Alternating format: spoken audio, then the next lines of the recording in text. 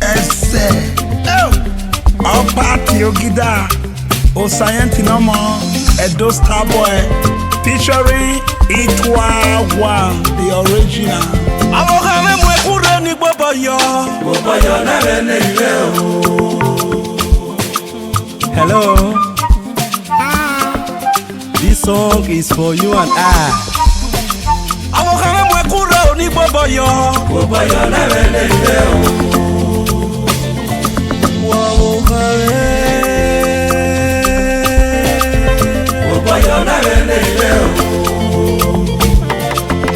Upipe no wajena, imaya kele hegbima, imaya kele homepe. Rene yense, imada voice. Rene yense, ima separate. Rene yense, ima scatter. Rene yense, oh my God.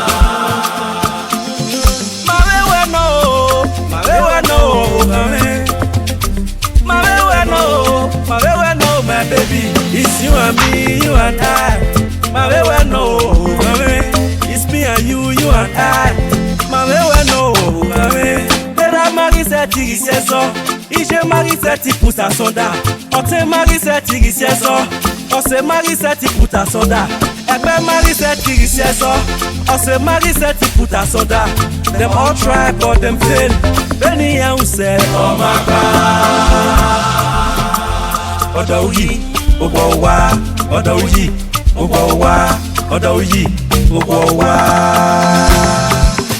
Awokame mwe kure ni boboyo na ne ile o. Itua, oko.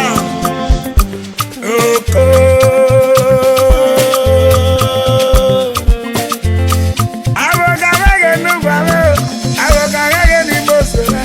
Eriga mawe na kwa atia o.